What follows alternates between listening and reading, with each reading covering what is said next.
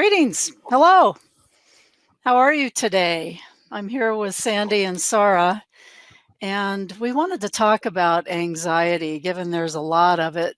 A lot of things going on in the world today that are kind of scary or frustrating or just too much at once, right? And one of the best tools I use is tapping, and there are lots of data now coming in about how effective tapping is. You might have heard it known as EFT or emotional freedom technique, and it's been around in that form since the 70s, but actually it's quite ancient. My Qigong master calls it Qi-sage, and then sometimes he'll press on points and sometimes he'll gently massage them in little circles, and sometimes he'll do a little tapping. So I now know that it's thousands of years old, but there's all kinds of good data coming in. Actually, well, maybe you've never heard of tapping. Let me just show you the 3 points on the wrist right here. Okay. Get my hand right. And the heart and lung meridians run through our wrists, through our arms. And so just by tapping, let me stand up. Like this. Yeah. Like as if you're holding a little ball and then you're cupping the ball and you're getting all 6 of the points at the same time. And just watch for not building up more tension in your shoulders by lifting your shoulders, let your shoulders drop. But these points are specific for anxiety. And I used to do it just on one wrist under a conference table, and nobody would see, if I was going to get up. At one point, I had a lot of anxiety about public speaking. But this is something easy that you can do, if it wakes you up in the middle of the night, just the stress of whatever, panic or anxiety, these points work really well. I even have done them on the side of the steering wheel. Just holding onto one hand on the steering wheel, of course, but just tapping the other wrist on the steering wheel. And here's what I've just pulled this up today. Dawson Church is one of the leaders in the EFT community, tapping community. He's a PhD and he's done a lot of research. Cortisol is our stress hormone, and that's the big thing. That stress is really killing us if we let it. It leads to inflammation eventually and then disease. So cortisol is the stress hormone, and after a week of tapping, one study showed it went down 37%. Even in just one tapping session, pain levels have gone down 68%. Pain levels? Immune antibodies, this is one of the biggest studies, went up 113% in 5 days. So all kinds of good things are happening when you do a little tapping. And I know you guys have more to say about anxiety. I had something else, but it's left me at the moment. Sandy, did you want to say something? Well, I can say that, especially in times like we're going through right now, there's just so much stuff in the world. And I have looked at Judy's videos and I have done the tapping on the wrists, and she is absolutely correct. It releases that for you. I had never heard of tapping before I met Judy, and I think that it is a beautiful way to release some anxiety. Now, what I typically have done in the past is when I start to feel anxious, and even as coaches, we get anxiety at times, and we need to figure out a way to do that. Is I always challenge what I'm thinking. If it's, like, oh my God, this is going to happen. Is that true, Sandy? I ask myself, is that true? And then I have to work my way through that, is what I've always done. Well, no, it's not true. Why isn't it true? And I got to the point where I would keep a log of the feelings or things that I would say to myself. And then I would go back and look at them and say, okay, what emotion did I feel at that time? And then that's how I learned to correct and work through the anxiety. Now, that doesn't mean I don't have issues. I mean, I have a shoulder issue right now that the doctor says is all stress related. Wow. And matter of fact, I was going to talk to Judy after this video and say, hey, what can I do for that? Because it's to the point where stress affects a lot of things. It affects you emotionally, it affects you physically, and I can't even lift my left arm up. So there is an issue now. Whether or not it's all anxiety, I don't know. But I think the biggest or best tip I could get you is challenge what you're thinking, and to make sure that you kind of track what it is, so you know what triggers those feelings and the emotions that you feel, and work through them. If you need help working through them, talk to someone, and say, hey, I'm feeling this. What should I do? And I think that's the most thing, is there's help out there, many different forms of help out there. Wouldn't you agree, Sara? Definitely. And I think that's interesting how you say, you have stress-related illnesses, because, humans we're the only kind of creatures that can turn on the stress hormone just by thought alone. And, when we have anxiety, essentially what we're doing is we're living in survival mode. And when we're in this mode, we are focused on our external world, because what happens is we have our brain waves go into high beta range, which means we're focused on solely the external world. And when we're in this mode, we literally are just trying to stay safe. Now, we don't have like saber-toothed tigers anymore. We aren't really in danger as, the stress hormone as survival would have protected us years ago. Right now, today, we get anxiety over public speaking, phone bills, arguments, the stresses of life. So I think it's really important when you said, Sandy, about, rationalizing your irrational thoughts, because that is so much that our mind tends to take over, doesn't it? And this is really important. And also, meditation's a great way as well. They say that meditation is the silence between two thoughts.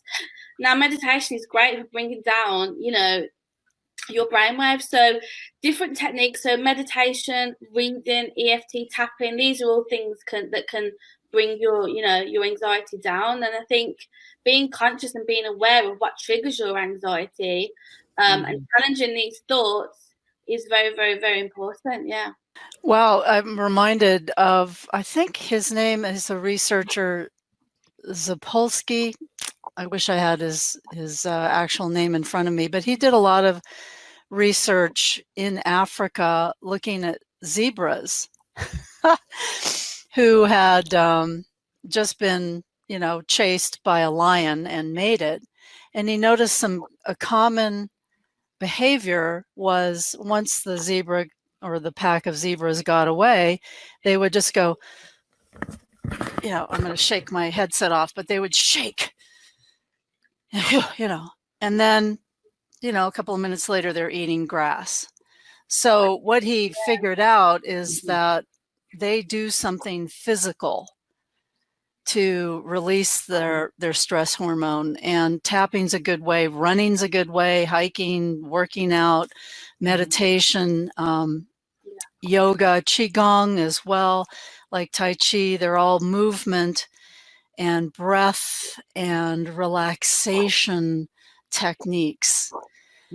Because when we're stressed, we get, just your nervous system's amped, and it's hard to relax. So doing something physical, that's why I like tapping if I can't work out, if I only have 5 minutes, doing something physical, just running in place, that kind of thing can help get, well, what it is in Chinese medicine, what my Qigong master says is that either the qi or our life force gets kind of scattered, or it builds up, like maybe in your shoulder, Sandy, it builds up, and it's just extra energy. It's not bad energy. It's not bad qi. It's just extra energy that you can move with energy tools like qigong or tapping or meditation even. And meditation too, I find qigong has a meditative quality to it, but it also has a visualization and an intention pieces as well. So if you do something physical to get your high level stress out, and knowing also that your breath is an excellent exhaling old chi, old stress thoughts, like you guys are talking about using your mind. You can also use your mind and your breath. And then intending or realizing, or just, it is. So you just have to remember, once you learn it, that every inhale is breathing in the full potential of the life force. And that can help calm you as well. Yeah. And I think it's interesting because, when we're suffering with anxiety, we are in survival mode, and our bodies are not designed to be in survival mode for a long time. Right. It's beneficial short term to get us out of a dangerous situation, or if we're in threat or harm or danger. That's why it's called the fight or flight mode. But if we are in that mode for longer than we're supposed to, that's when illnesses happen, because your body is not focusing on the things it's supposed to be doing. The immune system, your blood, your heart rate, your digestive system, it's not focusing on looking after your internal body. It's focused on keeping you safe. And this is when illnesses happen, because it's not really doing what it's supposed to be doing. It's trying to keep you safe. So, anxiety is a real thing for so many people. It holds people back a lot, doesn't it? It holds people back. It really just closes people's lives off a little bit, because we get worried about doing things, getting out of our comfort zone. People even get like social anxiety going into busy places. It hinders us so much. So, learning how to manage it better is definitely just going to help you a lot more. And oh, pardon me. No, carry on. What Qigong and meditation also teach us is that we're all made of this life force. And we are, just like the internet, we are connected. And the Heart Math Institute shows this amazing diagram of this big donut of energy that we have coming from our heart. It's like stepping into a big donut, if you will. It's our electromagnetic field, or EMF force. And if you go somewhere where you feel people are angry, you can feel it, but also it's your energy field that's feeling it, and you maybe don't know why. But here's something amazing. By you practicing meditation or some of these stress relieving techniques, you are going to affect other people. So dealing with that's why I like to, rather than just fly off the handle with something that makes me angry, which is kind of funny because it doesn't happen very often. And it never did before I realized that feeling our emotions is okay. But I like to handle it by myself as much as I can. And then rather than go, at my husband, as I've said before. But you can't, going into a social, like a coffee shop or something, if anybody's able to do that now, I don't know, but you can feel all these other people's energy, and you have the power to control your own. And also, by coming into a more relaxed, self-liking, self-loving place, you are affecting people around you. And Qigong will also say anywhere in the world, which is kind of wild, especially since I was in Western medicine for so long. What do you mean I'm affecting people in China or in Peru with my energy? What's that? What was it? The butterfly wings effect? It really does. Energy's everywhere, and you can affect other people no matter where they are. But that's pretty hard to get your head around if you're just stressed about your stuff right now. And I would just invite you to find something that you like. And there are a lot of coaches in our larger group, or larger self-esteem group, and everybody's got some good ideas, So just find somebody that you like. You like to connect with. And I hear doggies. For me, as you know, I would just go hug my doggies if I had them. I think she's having a little bit of anxiety herself today. Oh, you know what? You can tap on your pets.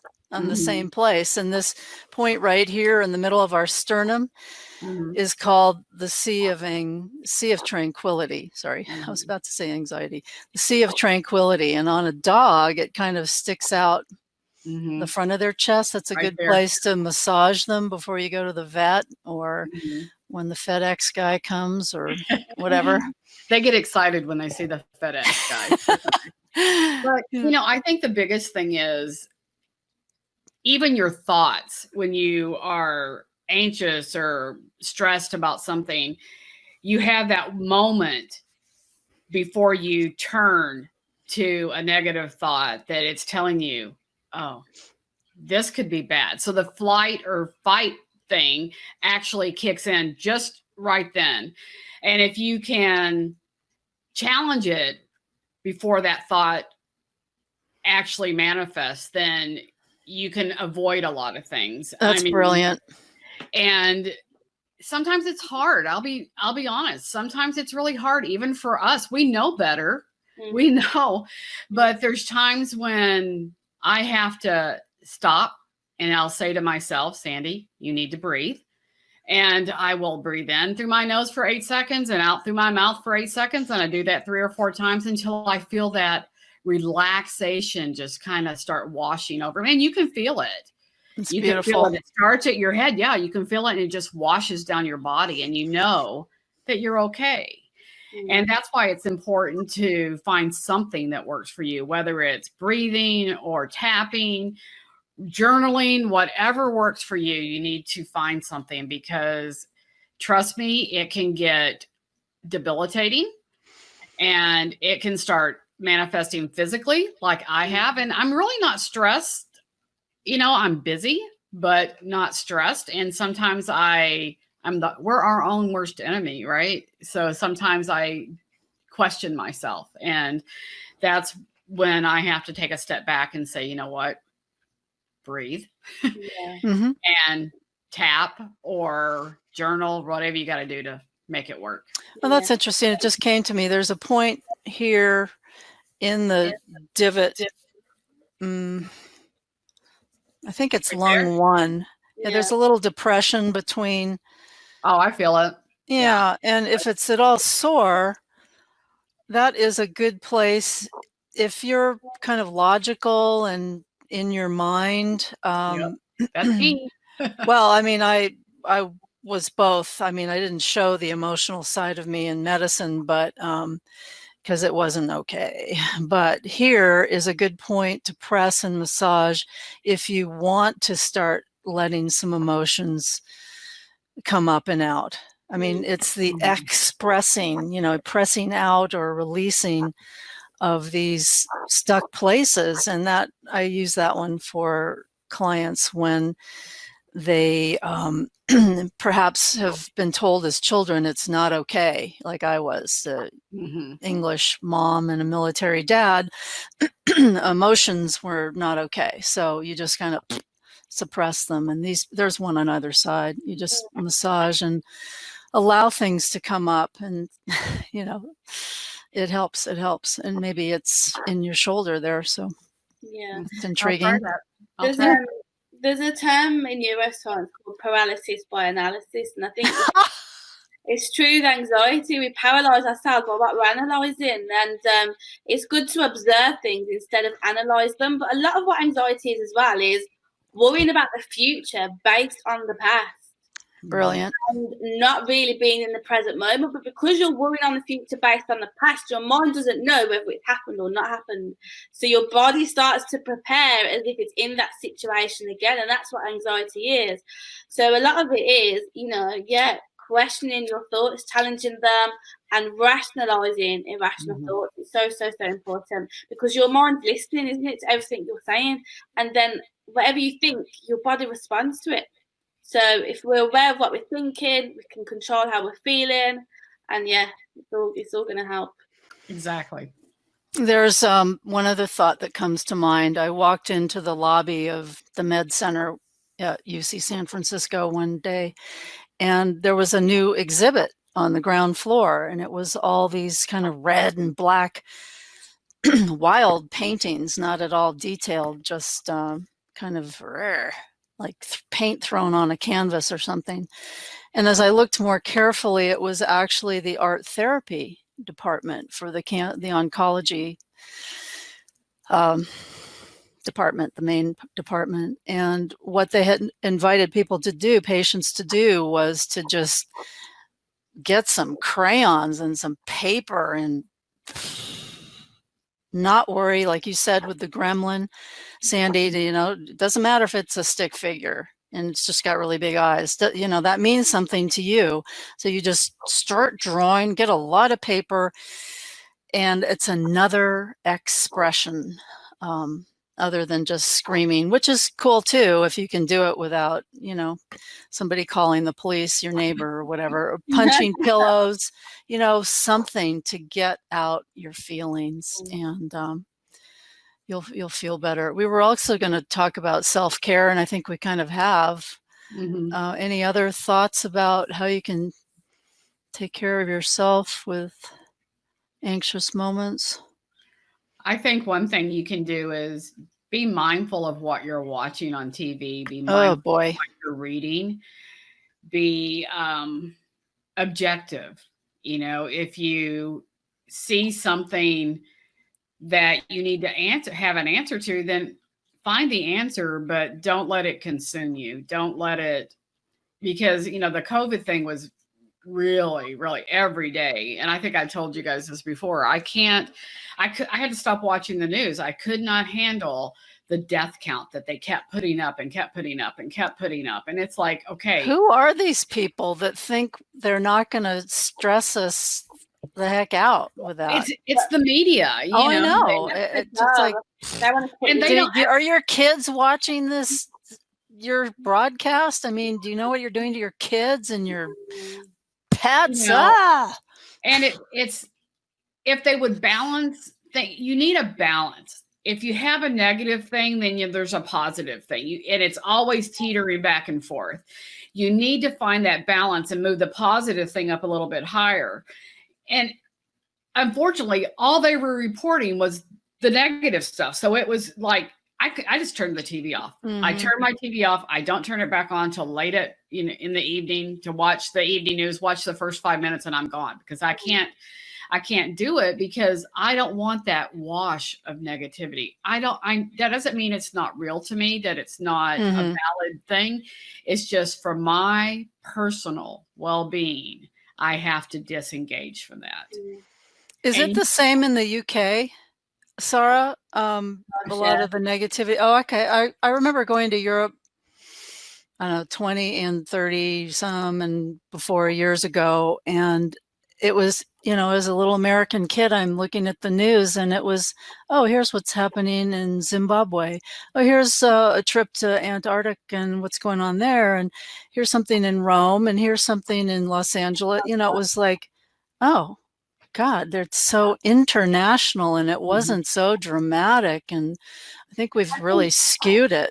Yeah, no, it is bad here as well. I think the media in general, no matter where you are in the world, I think they've gotten much worse, I think. Yeah, I mean, and it does affect us so much more. But it's like, we have to be, it's like we want to know what's going on, but at the same time, it's really, it's not good for our mental health to know all negative things every day, all day. So, yeah, definitely. I mean, I started watching the news a long time ago. I think, I watched it for the first couple of weeks, and I don't even know what's going on with it now. If it's really important, I'll get my mum to give me the latest update. Yeah. Because I just think it was consuming me too much. So I just thought, you know what? Because then I started to, for a short amount of time, I started to really just look at the world in a different place. Now, I always see the world in a beautiful place. I feel so grateful and lucky every single day. But being so consumed with everything that was going on, I was noticing that my outlook was changing. I was thinking, I don't get what's happening. And I kind of realised, and I had to talk to my friends as well, and I realised that, instead of like succumbing to the darkness, you have to be a light in the darkness. And I thought, I need to stop watching it and start focusing on things that are going to help my mental health and not contribute to, just negativity, because negativity breeds negativity, and it's just not good. Really Exactly. So, You just have to take care of yourself. Yeah, but doing things that you enjoy doing. I mean, it sounds so cliche, do what you enjoy doing, but how many of us, when's the last time we actually did something we enjoy doing? I mean, I think if we practice self-care a lot, then we do it a lot. But generally, we're so consumed with running the families, looking after our family, work. We don't ever take time for ourselves, but we don't think that actually this is really, really important. Self-care is absolutely crucial. So. Leslie says we are wonderful. Thank you, Leslie. Thank you. Oh, thank you. Thank you for watching. And, you know, we really are so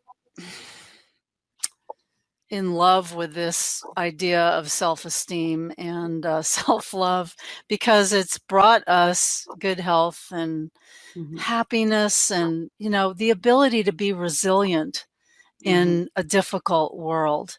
Though I do, you know, again, I'm old enough to have seen, I saw a meme or a post on Facebook the other day. It was pretty funny.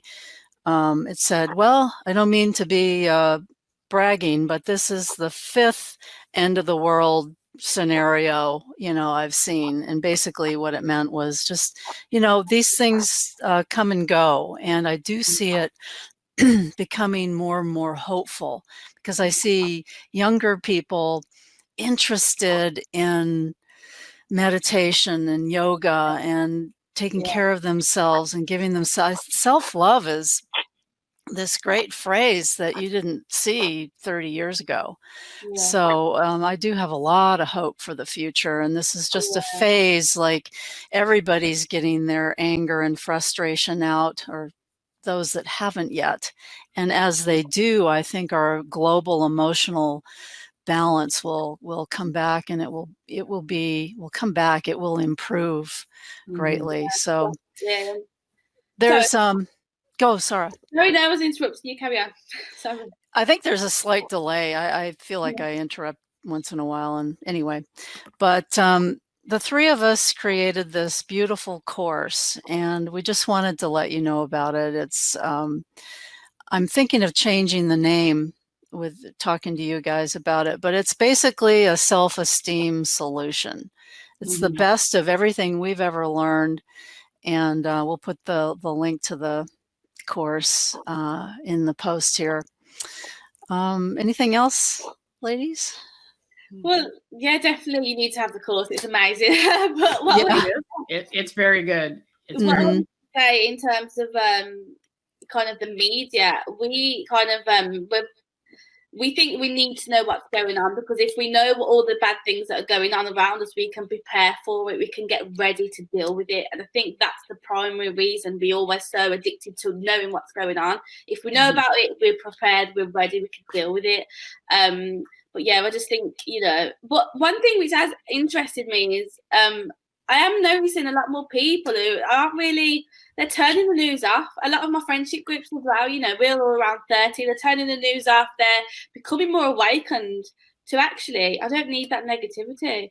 So yeah, it's about, you know. Hooray. Yeah, exactly. So hooray. Wow. Exactly. You know what we should do another time that we get together is share some good books that we're reading, because you and I have, I mean, I can't even keep all the books I have. There are walls of them. So bringing out the most useful ones would be a good thing we could offer next time, maybe. Yeah. Good idea. Great. Wonderful.